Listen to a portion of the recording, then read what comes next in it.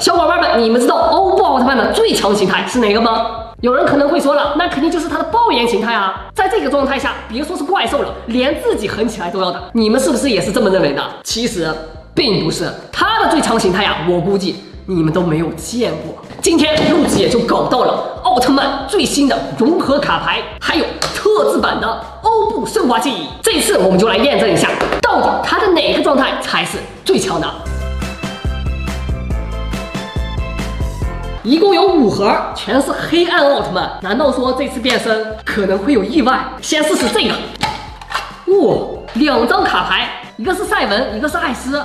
这不是2大金轮法王吗？他2个融合在一起会变成什么？来，我们试试。Ultra 7 Ultraman S Ultraman O Ultra S。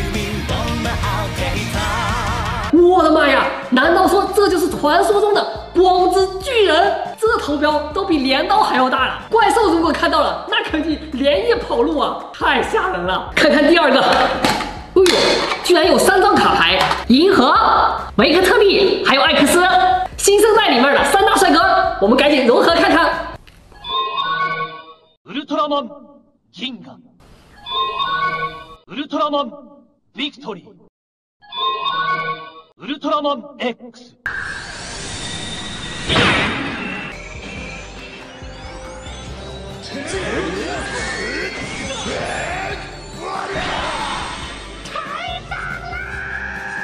我的妈呀！原来是欧布奥特曼的3重形态，果然帅哦！她怎么会那么的美？居然比我的宝石还要美！不仅形象好，而且力量还强。不知道他的这个形态算不算最强的呢？起码应该算是最帅的了吧？接着猜。哇，有2张，原来是赛文和赛罗2父子。他俩如果融合会变成什么呢？希望不会像第1个一样拿把大镰刀。Ultra 7 Ultraman Zero。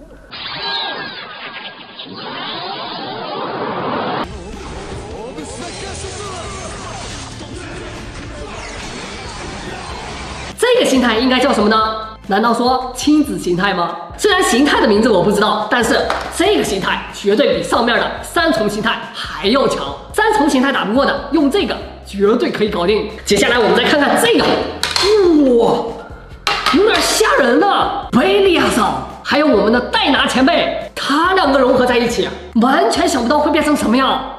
借给我力量吧！ Ultraman Belial Ultraman Dyna。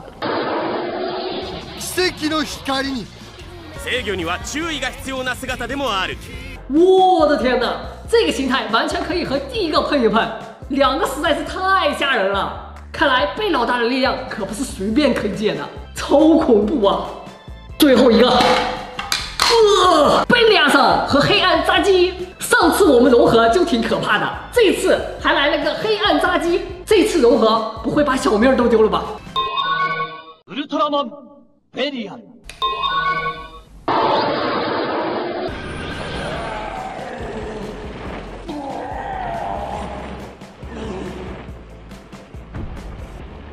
你看失败了吧？这2位大人的力量千万不要乱用，要不然